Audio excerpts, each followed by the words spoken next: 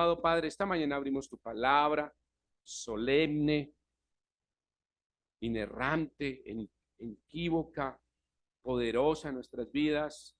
Si no fuera por ella, Señor, estaríamos perdidos en este mundo sin saber a dónde ir, sin saber qué hacer, sin saber, Señor, cómo es nuestro quehacer diario.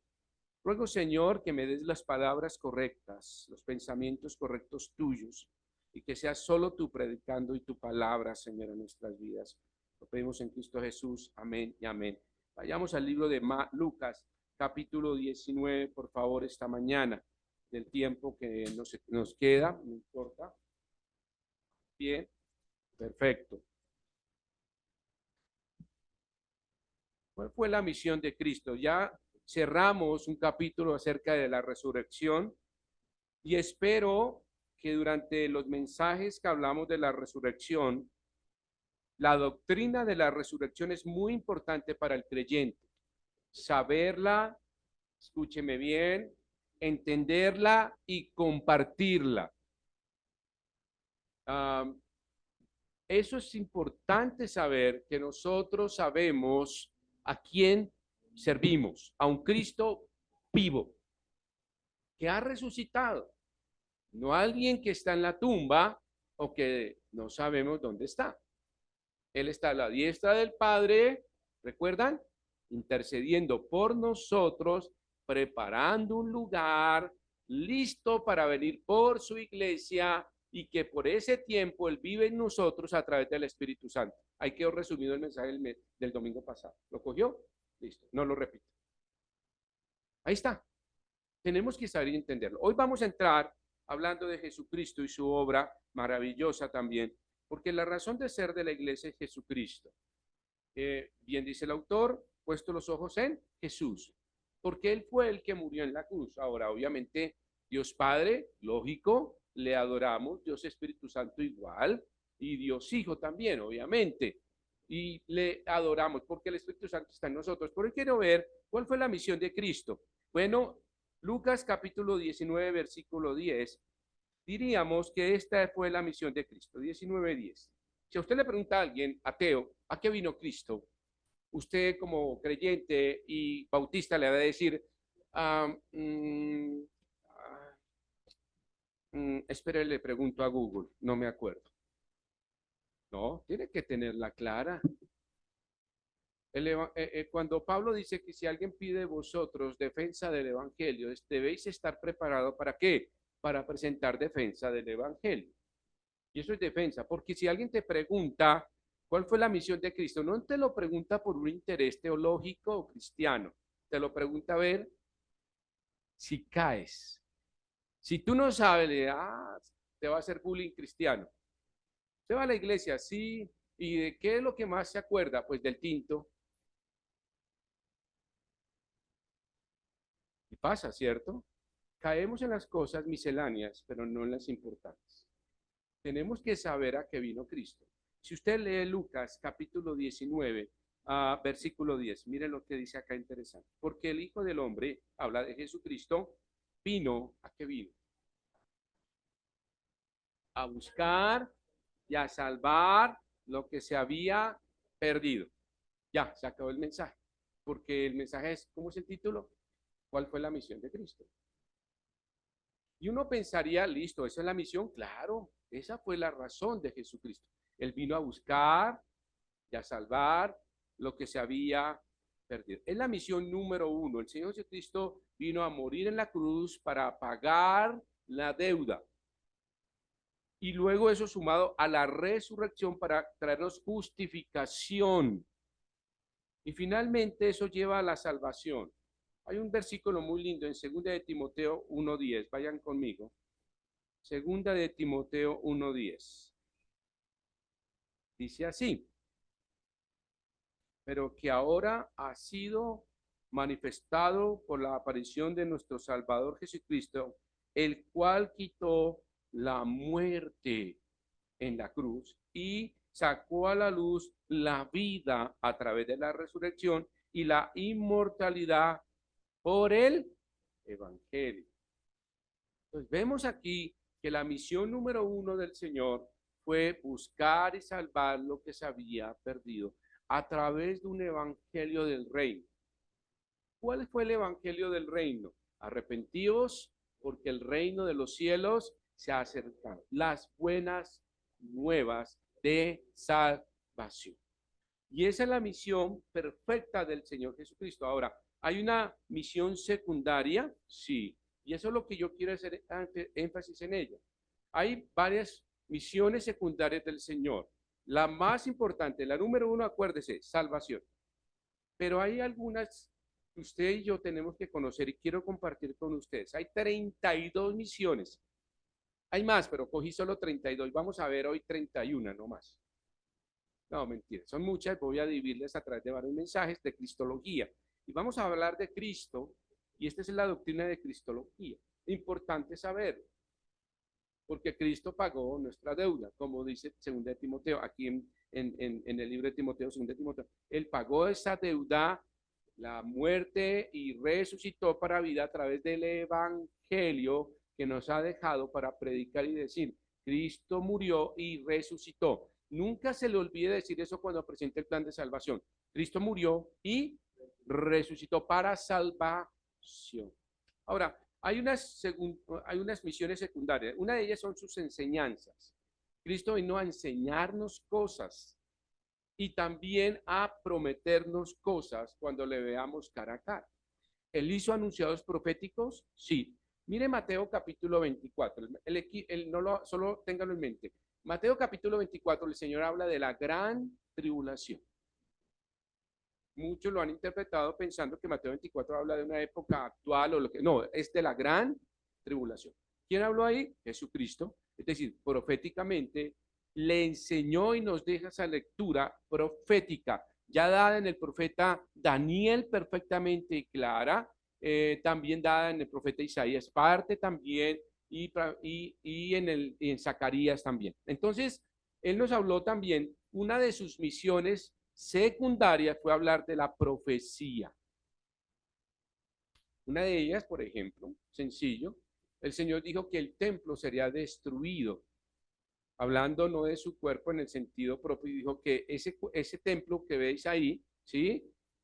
Va a ser que destruido, y sucedió en el año 70 después de Cristo. Entonces, vemos que su tema profético también es una misión de él, era necesario enseñar profecía.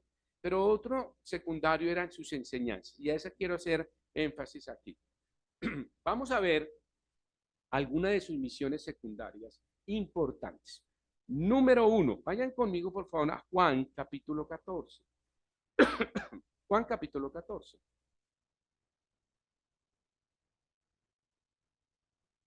Es importante que usted conozca esto, porque si alguien le pregunta, bueno, Jesucristo vino solo a morir en la cruz, vino un plan de salvación, sí, pero ¿hizo algo más? Usted tiene que decirle, sí, algo más hizo el Señor. Vaya a Juan capítulo 14, voy allá con ustedes, y aquí hay algo maravilloso que el Señor vino a hacer. Juan capítulo 14, versículos 8 y 9. Felipe le dijo, Señor, muéstranos al Padre y nos basta. Buen argumento de Felipe. ¿Por qué quería que le mostrara al Padre? Bueno, recuerda que él es judío y Felipe es un judío practicante. ¿Y el judío practicante qué quiere ver? Pues a Dios. Porque para él todavía el Mesías y para ellos todavía andaban como caminando un poco dudosos. Recuerden que Tomás hasta el final, ¿qué dijo? Ahora sí creo, ¿cierto? Tomás hasta el final dijo, sí parece que es el Mesías, pero no sé, tal vez. Pero aquí Felipe le hace una pregunta, muéstranos al Padre. Es decir, y Jesucristo, una de sus misiones fue mostrar al Padre. Mira lo que dice acá tan interesante. Dice, ahora, hago un paréntesis, ¿por qué dice Felipe eso? ¿Y por qué Jesucristo tenía una misión secundaria de mostrar al Padre? Porque el Padre es espíritu. ¿Usted ve algún espíritu? No, no lo puede ver. ¿Cómo logramos entender que Dios existe? A través de Jesucristo. Una de sus misiones fue mostrar al Padre por medio de su imagen corporal física, pero recuerden que Jesucristo fue 100% hombre y 100% ¿qué? Dios. Obviamente él dejó de lado, nunca se despojó de su poder divino, solamente lo veló, lo dejó ahí quieto, porque él pudo haber bajado de la cruz y hacer todo lo que quisiera, pero simplemente él no, nunca se quitó eso porque él hace parte de la Trinidad. Pero lo importante aquí es que hizo visible al Padre. Mire lo que dice el versículo, ahí, versículo 9. Y Jesús le dijo, tanto tiempo haces que estoy con vosotros y no me has conocido, Felipe. Signo de interrogación, le está diciendo a Felipe, ¿dudas? Es decir, ¿me has visto a mí y crees que no reflejo al Padre? Si uno ve la vida de Jesucristo, refleja 100% a Dios. A ver, Dios, Jesucristo pecó en absoluto.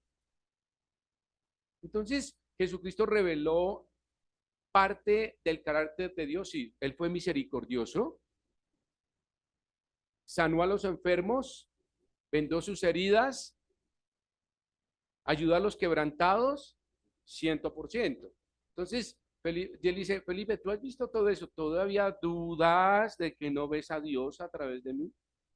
Y uno pensaría, bueno, ¿y por qué Felipe no lo hizo? Porque Felipe quería más, una cosa como, míralo ahí, se abrió el cielo, mírale, ahí está. No, no, no, y Dios, Jesucristo no iba a hacer eso. Mira la respuesta que hace el Señor.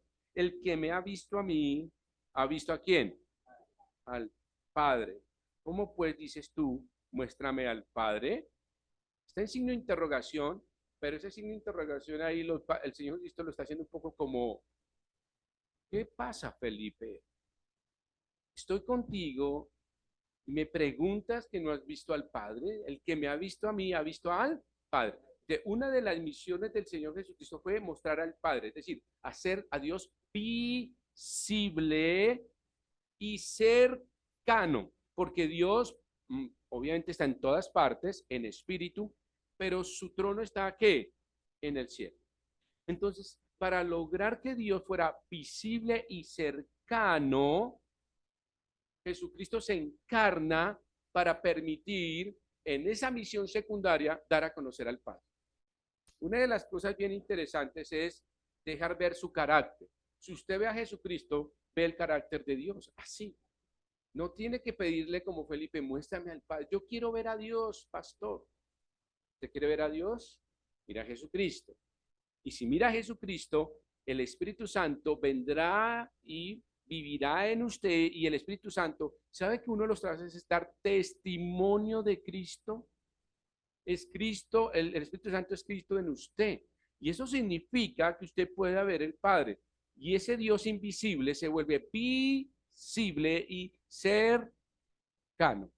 Algo bien interesante es en el Edén. Recuerden cómo era la relación entre Adán y Eva antes de pecar con Dios. Adán caminaba con Dios y lo conocía y lo veía y tenían una relación maravillosa. Pues esa relación Dios la restituyó a través de Jesucristo. Y ahora el Dios del Edén ahora camina con nosotros. Qué maravilla. Ya no somos ajenos a eso. Entonces, una de las misiones secundarias, si alguien le pregunta es, si usted ve a Jesucristo, ¿está viendo a quién? Al Padre. Y la misma pregunta como Felipe se la van a hacer algún día. Muéstrame a Dios. Un ateo le va a decir, mira a Jesucristo. Pero Jesucristo no está hoy, pero sí estuvo. Una realidad histórica y teológica, pero la gran diferencia es que Él resucitó y vive para siempre. Y esa es la forma que nosotros podemos presentar al Cristo resucitado. Ahora, veamos el segundo. Lucas capítulo 19, vayan un poquitico atrás. En Lucas capítulo 19, el segundo está en este, Lucas capítulo 19.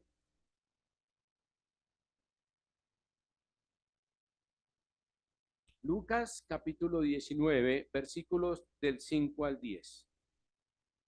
Un poquito largo, pero cuando Jesús llegó a aquel lugar, mirando hacia arriba, le vio y le dijo, Zaqueo, date prisa, desciende, porque hoy es necesario que pose yo en tu casa. Van conmigo, Lucas 19, versículos de 5 al 10. Entonces él descendió a prisa y le recibió con gozo. Y al ver esto, todos murmuraban diciendo que había entrado a pasar con un hombre pecador. Entonces Zaqueo, puesto en pie, dijo al Señor, he aquí, Señor, la mitad de mis bienes doy a los pobres, y si en algo he defraudado a alguno, se lo devuelvo cuadruplicado. Jesús le dijo, hoy ha venido la salvación a esta casa, por cuanto él también es hijo de ¿qué? De Abraham. Ahora dice, porque el Hijo del Hombre vino a buscar y a salvar lo que se había perdido. Zaqueo era un hombre que perdido, perdido totalmente. Y dice el versículo que el hombre caído desde el Edén es lo que se perdió. Y Dios desde el Edén empezó a buscarlo. Y solamente el Señor dice, vine a buscar y a salvar lo que se había perdido. Porque de ahora aquí en adelante vamos a tener una gran oportunidad de ser encontrados a través de la obra de Jesucristo, reconciliados con el Padre y llevados a una eternidad. Escúcheme bien, lo que se perdió en el Edén, Jesucristo lo recobró para la eternidad. En el Edén todo se perdió, recuerden. ¿Cuál fue la primera pregunta que Dios le hizo a Humán? Los que les gustan las curiosidades bíblicas, ¿cuál es la primera pregunta que hay en la Biblia? Adán, ¿dónde estás? Es la primera pregunta. ¿Y la hace quién? Ahora, ¿Dios estaba pidiendo información? No, no, simplemente estaba tratando de que el hombre entrara, así era un insight de su vida y dijera, caramba, me descubrieron. Y Dios le dijo, 1, 2, 3 por Adán, estás detrás del árbol, ven para acá. ¿Y dónde estás? No, es que usted conoce la historia. Se perdió. Eso, ese día se perdió y eso directamente Jesucristo vino a redimir la humanidad, que desde el Edén se perdió hasta el día de hoy. Y dice acá claramente que lo que ese hombre caído como Zaqueo lo vino a buscar, lo que se perdió en el Edén, Dios lo vino a buscar. Y esta es una historia muy linda porque Zaqueo representa lo que se había perdido. Si usted lee la historia, la conversión de Zaqueo era un hombre que rico, había hecho su riqueza como todo el mundo en forma honesta, con el sudor de su frente, y era un hombre muy honesto. No, si hubiera sido así, Jesucristo no hubiera dicho, Zaqueo, llegó la salvación a tu casa. ¿Cómo se ganaba el pan Zaqueo? Con el sudor de la frente de los demás. Escuchaba por aquí el estudio de las damas y Jenny decía algo bien interesante que en su tiempo algunos robaban, ¿no? Oprimían y robaban al hermano hasta donde más, los oprimían como una naranja. Bueno, Zaqueo hacía lo mismo, ¿no? Esa costumbre seguía acá. Por eso Zaqueo, cuando dice el versículo 8, dice, Señor, reconozco y que he robado y ahora pues lo que no es mío lo voy a devolver. Y dice que algunos lo devuelvo lo cuadruplicado. Y uno dice, qué generoso, cuadruplicado. No, generoso no, ladrón. Porque si iba a entregar cuadruplicado, ¿cuánto había robado? El quíntuple. Mínimo, para devolver cuadruplicado. Ahora, no piense que él iba a quedar sin nada, ¿no? No, él dijo, bueno, sí, voy a quedar con alguito, pero lo justo. Bien, bienvenido. Pero Jesús dijo, me encanta esto, hoy ha venido la salvación a esta casa. Cuando habla de casa, está hablando no de las 4 paredes. ¿Usted cree que Zaqueo vivía solo? Seguramente tenía esposa o esposas, lo sabemos, cultura árabe, entre más dinero, más mujeres, señor Roa. Tenía más arroz para dar. Entonces, tal vez tenía, cuando el Señor dice ha venido a esta casa, no habla de las, sino seguramente Zaqueo tenía siervos, esclavos, esposa, hijos, qué sé yo.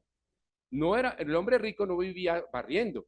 Seguramente tendría una casa grande y mínimo 10 siervos. Y dijo, hoy Zaqueo ha venido para toda esta gente la salvación. Y eso es una gran bendición, porque la misión que hace aquí el Señor es redimir la humanidad. Él vino a redimir. Y hoy ha venido, dice, porque el Hijo del Hombre vino a buscar y a salvar lo que se había perdido. Vuelvo al punto. ¿Quién buscó a Adán en el Edén? Dios. ¿Quién vino a buscarlo a usted para salvación? Cristo. ¿Cambió? Sigue en el mismo escenario. el mismo pecador, y uno dice, uy, ese Adán igualito a nosotros. No se salga del contexto de decir, es que yo soy mejor que Adán. No, para nada. El mismo Adán que se escondió somos nosotros, igualito. Y el mismo Dios que le buscó es el mismo Dios hoy que le busca a usted si no es salvo.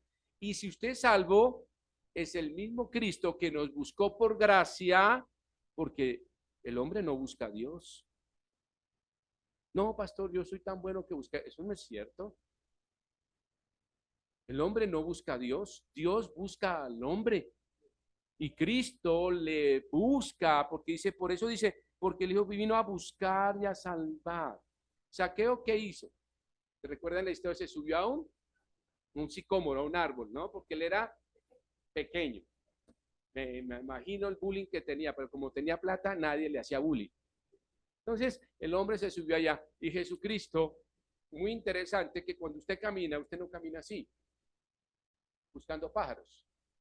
Usted camina mirando al frente o para no caer en un hueco, más o menos en una línea perpendicular hacia abajo. Entonces, pero el Señor, ¿qué dijo? De pronto escuchó por ahí algo ruidoso ahí. ¿Tú qué haces ahí? Saqueo, baja. ¿Ya conocía a Saqueo? Claro que sí. Es Dios. Recuerda que Cristo es Dios. Y conoce a Saqueo y le dice, baja. Y Saqueo escuchó la salvación. Jesucristo vino con una misión, a buscar y a salvar, a redimir. Sigamos el siguiente, tercero. Isaías capítulo 9, versículo 6. ¿A qué vino Jesús? Vino a revivir la esperanza de la promesa del Mesías. En Isaías capítulo 9, versículo 6, se había prometido que un Mesías. Y los judíos esperaban un Mesías, como ustedes pudieron ver en el video, un Mesías poderoso, con ejército, que sacara a los romanos, que se sentara y hiciera en el templo de Herodes su lugar de juicio y de gobernancia, y que el pueblo judío fuera lo que fue, escúchelo bien, en el tiempo del rey David. Eso, ¿sabe qué es eso lo que esperaban los judíos? Volver a tener el esplendor del rey David, ni siquiera de Salomón, escúchelo. ¿Salomón tuvo más dinero que el papá? Sí, sí, sí, sí, indiscutiblemente. Pero la promesa está hecha para el rey David. Dice que tu trono y tu casa no van a perecer. Y eso es cierto. Va a permanecer por la eternidad. Porque el Señor se va a sentar en el trono del rey David. Entonces, los judíos esperaban eso, un rey. Pero Isaías, ¿cómo nos lo presenta? Niño Osés, ¿qué? Da, nacido. ¿Y qué hay sobre sus hombros? ¿Qué dice? Bueno, perdón, no lo tengo acá, pero léamelo a alguien. El principado, leámoslo. Porque niño nos es nacido, hijo nos es dado, y el principado sobre su hombre. Y se llamará su nombre admirable, consejero, Dios fuerte, Padre eterno, príncipe de paz. En ninguna de esas características dice que él va a hacer el trabajo como el rey David. Léalo. Es futuro. Es saber en su segunda venida que será el rey de reyes y señor de señores. Pero una de las cosas que el Señor vino como misión es revivir la esperanza de la promesa de un Mesías que en su primera fase vino como siervo y en segunda fase va a venir como rey. Y eso era su misión, decir, hoy vengo para no ser servido, sino para servir. Pero en la segunda fase, él viene para ser adorado. Él viene como rey de reyes y señor de señores. No viene para que nosotros o para que él nos sirva a nosotros, sino nosotros le vamos a adorar. Entonces el Señor viene en dos fases. Su primera corona fue de espinas. La segunda va a ser de diademas.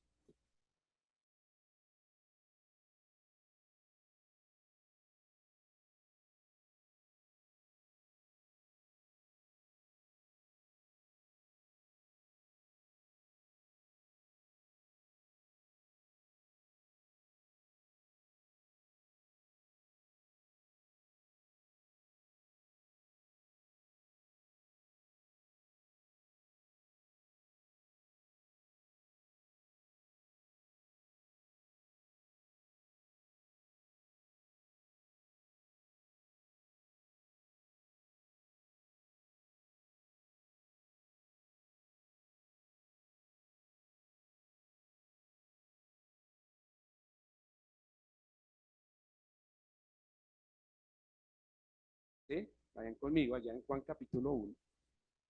Juan capítulo 1.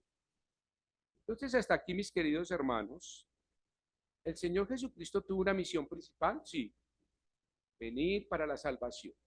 Pero hubo unas misiones secundarias que no podemos recordar, que no podemos olvidar, perdón, sino recordar y no dejarlas de lado. No seamos muy simplistas siendo creyentes. ¿A qué me refiero? ¿A qué vino Cristo? A morir en la cruz y salvarnos. Muy bien. ¿Y más? ¿Algo más? Ah, no sé, pregúntele al pastor que eso lo predicó él. No, tiene que tenerlo en su mente, en su corazón y entendiéndolo, que Jesucristo vino a más, hizo más por nosotros. Mira lo que dice Juan, capítulo 1, versículos 40 y 45. Dice así: y Andrés, hermano de Simón Pedro, era uno de los dos que habían oído a Juan y habían seguido a Jesús. Este halló primero a su hermano Simón y le dijo: ¿hemos hallado a quién? Al Mesías. Jesucristo vino, óigalo bien, a revivir la esperanza de la promesa del Mesías del Cristo. ¿Y qué dice aquí? Aquí qué dice el apóstol, dice: hemos hallado al Mesías, que traducido es el Cristo. Y le trajo ¿a quién? A Jesús. Y mirándole Jesús le dijo: tú eres Simón, hijo de Jonás, tú serás llamado Cefas, que quiere decir que. Entonces el Señor viene a decirles: yo soy ese Mesías. Su misión, su tercera misión secundaria acá es decirles: yo soy el Cristo. Y es una realidad. Y este apóstol dice: lo hemos hallado. ¿Y por qué dice eso? Porque todos los judíos esperaban a alguien de guerra, poderoso, pero este hombre entendió que el Mesías era el Cristo, el Jesús que veían, ese siervo sufriente de Isaías, el que tuvimos por azotado, por herido de Dios, ¿sí? En el cual no encontramos ningún atractivo en él, ¿sí? Que fue flagelado y dolido y molido por nuestros pecados y sanado en nosotros por sus heridas. Y nadie le creyó porque nos desviamos como, descarriamos como ovejas, ¿sí? Sin pastor. Y mire entonces, este hombre dice: encontramos al Cristo. ¿Cuál fue esa misión del Señor? Decir: yo soy el Cristo. Yo vengo a revelar lo de Isaías capítulo 9. Hoy es una realidad. Mírenme a mí. Hoy se ha cumplido esa profecía. Su misión era cumplir todas las profecías del Antiguo Testamento hasta ese momento que llegue el Señor Jesucristo. Entienda que la escritura está hecha toda en relación a Jesucristo. Desde Génesis hasta Apocalipsis, el héroe se llama Jesucristo. Usted mira, en cada pasaje está la persona de Cristo, velada en el Antiguo Testamento, simbólicamente llevada como un cordero en sacrificio al sumo sacerdote, pero en el Nuevo Testamento entregado en la cruz, hasta que llega Apocalipsis y el personaje final. ¿Qué dice Juan al final? Oh Señor, ven pronto. Ven pronto. Veamos el cuarto. Primera de Pedro, capítulo 2, versículo 24. Vayan ahí, Primera de Pedro 2, 24. Primera de Pedro 2, 24. ¿A qué más vino el Señor? Bueno, aquí está. Primera de Pedro, capítulo 2, versículo 24. Dice así: quien llevó él mismo nuestros pecados en su cuerpo y sobre el madero, para que nosotros, estando muertos a los pecados, vivamos a la justicia, y por cuya herida fuiste ¿qué? Sanados. Él vino a hacer un sacrificio o entregar su vida en sacrificio en la cruz por nuestros pecados. Esa misión secundaria. ¿Por qué? Porque la primaria está en morir y resucitar.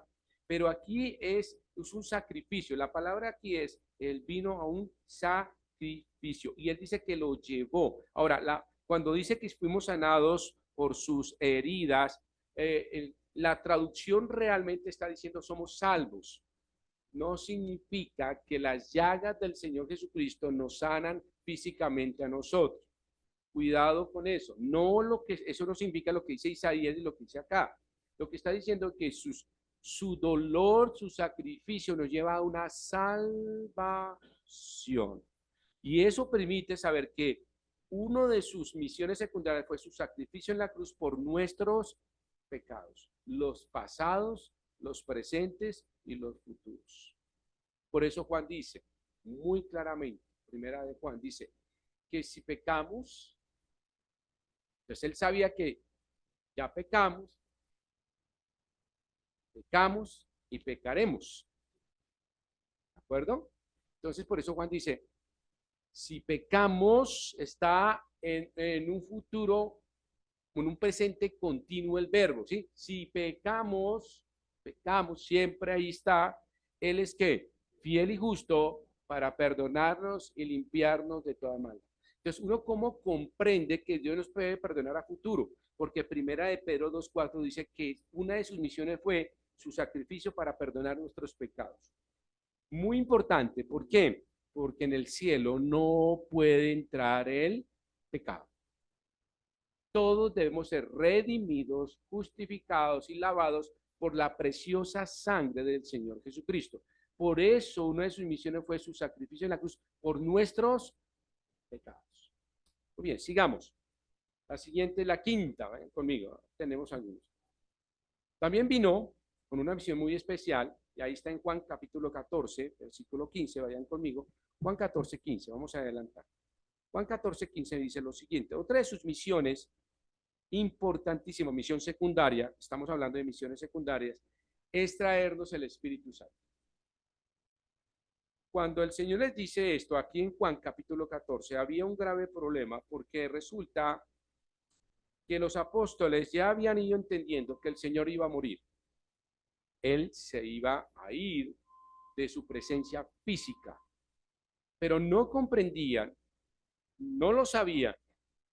Usted me dice, pastor, ¿por qué no lo sabían? Porque esto todavía no estaba escrito.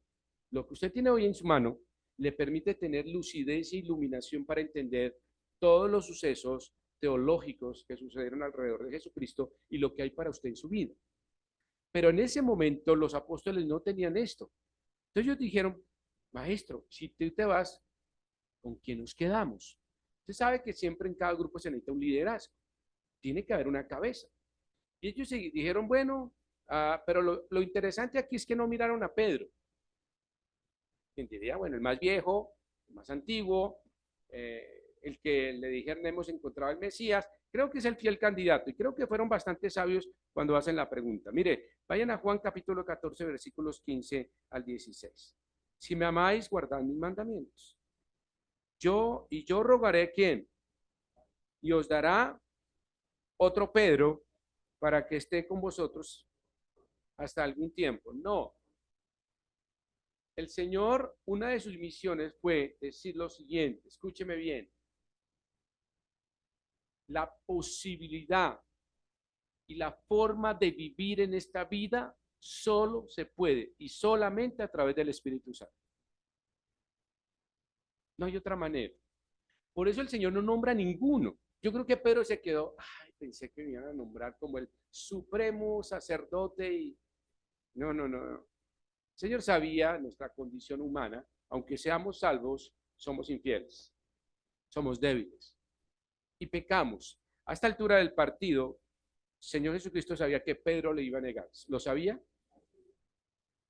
Él dijo, Pedro, me ama así, para acá, para allá, pero el Señor sabía. Imagínese usted un líder que niega al Señor en sus momentos más que ¿quién le cree? Pero dejó una garantía y una de sus misiones del Señor, escúchelo, no solo era morir en la cruz, la salvación que es lo macro, Juan 3:16, porque de tal manera amó el mundo que ha dado a su Hijo unigénito, para que todo aquel que en él crea no se pierda, mas tenga vida eterna. La misión número 1 del Señor Jesucristo fue buscar y salvar lo que se había perdido. Pero hay algo secundario que es saber cómo vamos a poder venir a la iglesia. Cada domingo que usted se levanta es una lucha, cuerpo a cuerpo con los 4 tigres que tiene ahí. No son sus hijos ni su esposo, son la cobija que compró por allá en Pasto o en Popayán o cuando fue al Ecuador, las famosas 4 tigres. ¿Cuántos durmieron con las 4 tigres? Bueno, yo ya las saqué porque se murieron, pero bueno.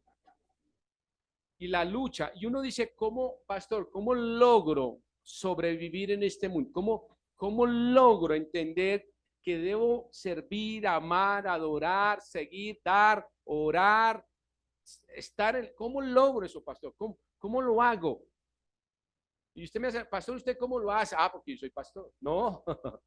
¿Sabe cuál es mi respuesta? El Espíritu Santo. Si usted tiene el Espíritu Santo, tiene que poder. Hechos 1:8, aunque está el libro de Hechos, ya en muchas palabras del Señor Jesucristo en Hechos, usted ya mira que comienza el relato de Lucas centrado en la vida y obra de los apóstoles y la iglesia primitiva. Pero las últimas palabras del Señor, ahí están en Hechos 1:8, y dice, y recibiréis ¿qué? Para que seáis ¿qué? Testigos. Y entonces esa palabra testigo no significa que solamente es para los misioneros. A veces entramos eso y decimos, eso es para los misioneros, para que tengan. No, no, no, no. Es para cada creyente. Que pueda vivir en esta vida tan difícil, sí. Tan complicada, sí. Tenemos una generación de jóvenes que se llama la generación de cristal,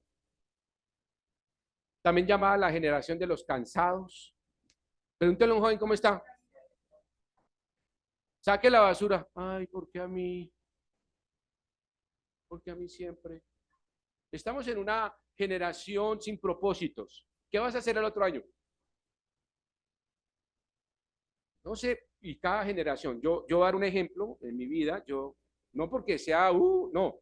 Cuando yo tenía la edad joven, adolescente, a mí me preguntaban, ¿qué vas a hacer? ¿Qué quieres hacer? Yo esto y aquello, y todo emocionado. Hoy pregúntale, ¿qué quieres hacer? ¿Qué vas a estudiar? La respuesta es, ¿qué propósito tienes? No sé.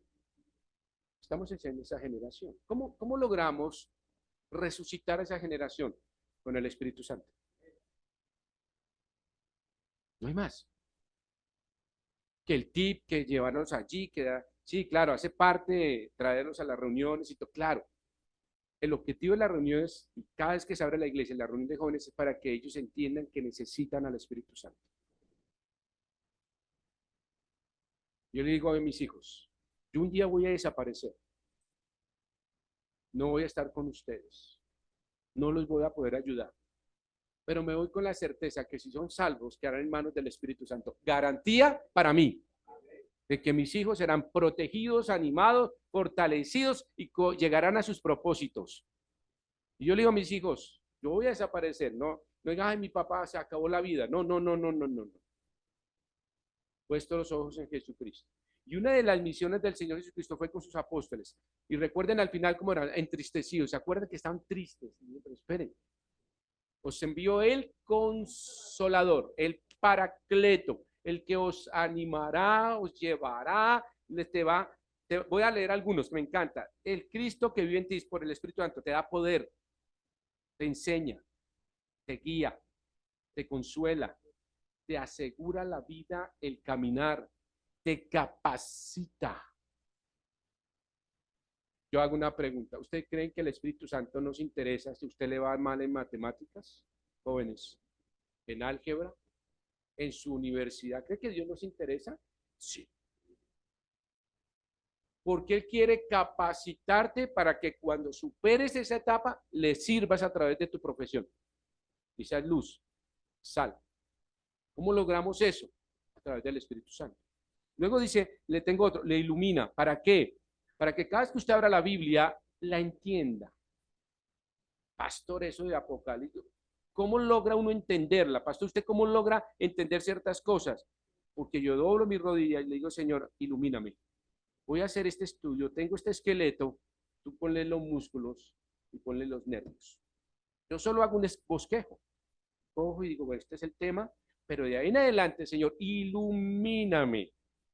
Permíteme que yo lleve la palabra de tu corazón y de tu pensamiento y que use las palabras correctas en forma correcta y que yo no sea un animador, sino una atalaya en la vida de mis hermanos. No llevarlos aquí arriba y abajo y a bim bombado. No. Que sus vidas sean edificadas. Eso es. Y el Espíritu hace eso. Nos ayuda a discernir. Pastor, ¿para la izquierda o para la derecha? Y sabe que yo le contesto, ni idea, hermano. Porque siempre viene a la consejería del pastor y pastor, A o B. Y yo le digo, cuando yo no tengo ese discernimiento, ¿sabe qué le digo, hermano? Oremos. Llámame el lunes o el martes y charlamos. Y me pongo a orar. Señor, dame discernimiento. ¿Y sabe qué es el Señor? Le digo, hermano, para mí el sentir en la palabra es váyase para el camino A. Creo que ese es el correcto. Y que va a glorificar al Señor y le va a dar buena respuesta.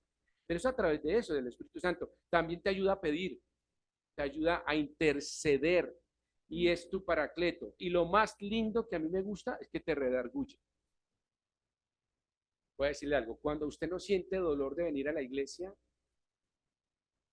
voy a decir algo raro, pero suena extraño. ¿Tendrá el Espíritu Santo? Solo hago esa pregunta. Si usted no siente ni molestia ni ausencia, ¿tendrá el Espíritu? Porque Él te redarguye, pero no puede redarguir algo donde no está. Entonces la pregunta es, ¿soy un simpatizante o simplemente soy un religioso? Y no estoy cuestionando su salvación, estoy cuestionando su relación con Dios. Mírelo bien, porque si usted pasa un mes sin ir a la iglesia y sin pena y sin gloria, pregúntese, ¿tendré el Espíritu Santo? Porque el Espíritu Santo cuando está ahí te redarguye, te aprieta, te, te, te dice, bueno, y al final llega usted acá y dice, ay, pastor, no pude más, me tocó venir porque es que sentí algo en mi corazón, en mi mente, el Señor me... No, y es por eso, porque el Espíritu Santo te redarguye. Y eso es un trabajo que hace el Espíritu Santo. Entonces, fíjense cómo el Espíritu Santo también es una garantía de nuestra salvación. Dice que Él es nuestras arras de nuestra herencia.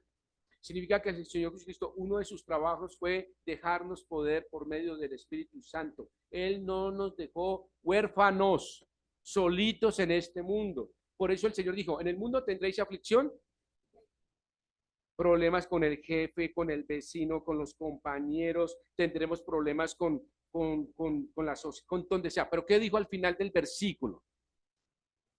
Yo he vencido al mundo. ¿Y cómo se logra eso? ¿Cómo pudo decir el Señor si uno dice, pero Él se fue? No, Él se fue, pero dejó al Espíritu Santo que vive en mí y es Cristo en mí. Entonces, de esa manera yo puedo ver que si hay una victoria. Y yo peleo las batallas no para obtener la victoria, sino con la victoria asegurada. Eso es diferente. Y lo hacemos de esa manera. Muy bien, sexto, vamos a hacer el último acá esta mañana y terminamos el próximo. No, no lo voy a hacer porque ya el tiempo está bien. Pero quiero finalizar acá en Efesios con este punto. Efesios capítulo 1. Efesios capítulo 1, versículos 13 al 14. Y volviendo al punto, Efesios 5. Efesios capítulo 1, acá. Vamos a leerlo ahorita. Quiero redondear la idea con lo siguiente. Bien dijo el Señor, por sus frutos los conoceréis, ¿cierto? Una de las cosas es el fruto del Espíritu. Y una forma de poner un chulito a algo que es creyente es porque uno ve ese fruto y porque ve realmente que el Espíritu Santo vive en él. Una de las cosas que Pablo dice que debemos hacer es que vivamos en el Espíritu y que seamos llenos del Espíritu y que andemos en el Espíritu. Ok, eso significa que el Espíritu Santo nos da unas características. No os engañéis, Dios no puede ser ¿qué? Burlado. ¿Recuerdan cuando el Señor dijo, y en una de sus apartes dijo, pero Señor, si en tu nombre predicamos y repartimos el tinto, y no es por lo de César, sino repartimos el tinto, ¿y qué dijo el Señor al final? No todo el dice, apartados de mí, ¿qué? Porque es que el fruto del Espíritu no se ve reflejado en lo que hago, pero es en lo que yo vivo como creyente. Eso es muy importante para saber realmente si yo vivo una salvación, porque usted puede irse al infierno siendo religioso. Pastor, yo iba a la iglesia, ofrendaba, ¿y qué le dice el Señor? Por ahí no era el tema. El tema es, yo soy el camino, la verdad y la vida, Jesucristo. Siga a Jesucristo, viva la vida de Jesucristo y permita que su misión sea una realidad en su vida. Mira lo que dice Efesios capítulo 1, versículos 13 al 14. En él también vosotros, habiendo oído la palabra de verdad, el evangelio de vuestra salvación, y habiendo creído en él, fuisteis ¿qué? Sellados con el Espíritu Santo de la, que es las arras de nuestra herencia, hasta la redención de la posesión adquirida para alabanza de su gloria. Significa que el Espíritu Santo es una garantía y una promesa para obtener lo que es lo más hermoso, llegar un día a ver a Jesucristo. La herencia, la esperanza viva que llama es Jesucristo. Entonces, podemos ver de esta manera. Y yo quiero llegar a ese punto. ¿Cuál es el fruto del Espíritu? ¿Realmente tengo fruto? Amor, gozo, paz, paciencia, benignidad, bondad, fe, mansedumbre. ¿Habla de servir tintos? Sí, habla de un servicio, pero habla de, de lo que hay en el corazón, no lo que yo hago con mis manos. Es un resultado, ¿sí me entiende? Lo que hago con mis manos es resultado de lo que hay en el corazón, de la abundancia del corazón a la boca. Entonces es mi corazón. ¿Cómo está su corazón esta mañana? ¿Realmente su corazón está con el Espíritu Santo? Y si es así, usted tiene que tener fruto. Y tiene que sentir que el Espíritu Santo lo redarguye y lo confronta y le habla. ¿Sabe quién nos habla en la noche aún estando dormidos? Dice el salmista, dice que Él nos habla. ¿Quién? A nuestra conciencia. ¿Quién nos habla? El Espíritu Santo. Y usted dice, pastor, a mí nadie me habla. Por ahí mi señor a veces, pero no. Muévase que está roncando. Y la pregunta es, pastor, a mí nunca me habla el Espíritu antes de noche. Bueno, vuelvo y pregunto. No estoy cuestionando su salvación porque es algo personal y está en el libro de la vida en Jesucristo. Punto. Él es el que determina eso. Pero sí quiero tocar la campanita y dejar un ruido en su vida. ¿Soy salvo? ¿Realmente la misión de Cristo se hizo en mi vida? ¿Realmente siento que el Espíritu Santo está en mí y produce todo eso en mí? Es algo que usted tiene que hablarlo con el Señor de forma personal, allá en su intimidad. Amado Padre, gracias damos, Señor, esta mañana. Permítenos, Señor, que tu palabra llegue a nuestras vidas y sea sellada hoy. Y entender que tu misión fue maravillosa. Tu muerte en la cruz esplendorosa en el sentido glorioso de saber que moriste por nosotros.